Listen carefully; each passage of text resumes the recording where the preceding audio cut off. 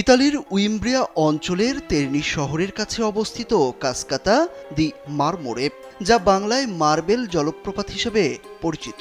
বিশ্বের অন্যতম উঁচু এবং প্রাচীন মানব নির্মিত জলপ্রপাত হিসেবে পরিচিত এটি। প্রায় 541 ফুট উচ্চতার এই জলপ্রপাত 3 ধাপে নেমে এসেছে, যেখানে ভেলিনো নদী তের নদীর সঙ্গে একীভূত হয়েছে।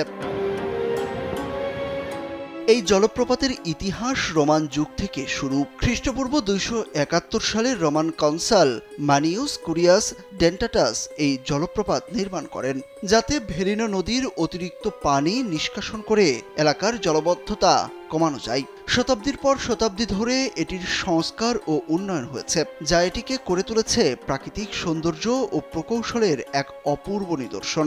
ঘুরতে আসছি ইতালির তেরনি শহরের একটা কৃত্রিম ঝর্ণা দেখতে। এখানে এসে অনেক ভালো লাগছে। সুন্দর সুন্দর জায়গাগুলোতে ঘুরতে বেশি ভালো লাগে পরিবারের সাথে। এখানে মনোরম পরিবেশ, এই ঝর্ণা, এই প্রকৃতি সব দেখে খুব ভালো লাগছে। এটা কৃত্রিম হলেও প্রাকৃতিকের চেয়ে কোনো অংশে কম না। খুবই সুন্দর মনোরম পরিবেশ। বর্তমানে এটি একটি জনপ্রিয় পর্যটন স্থল। প্রতিদিন নির্দিষ্ট সময় অন্তর পানি ছেড়ে দেওয়া হয়, ফলে দর্শনার্থীরা বিশাল জলপ্রবাহের নৈসর্গিক দৃশ্য উপভোগ করতে পারেন।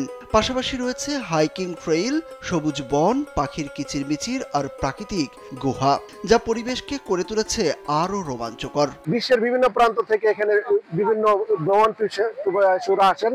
অনেক সুন্দর প্লেস, অত্যন্ত ভালো লাগলো। আমরা পরিবার নিয়ে এখানে আসছি। আরেকবার এসেছিলাম, বাট তখন আমার সৌভাগ্য হয়নি দেখার।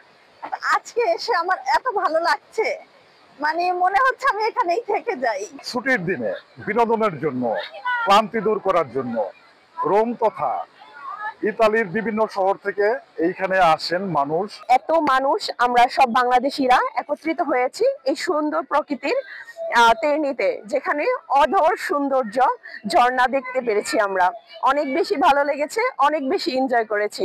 মার্বেল জলপ্রপাত শুধু একটি প্রাকৃতিক দর্শনীয় স্থান নয়, এটি ইতিহাস, প্রকৃতি ও মানুষের সৃজনশীলতার এক অনন্য মিলনস্থল।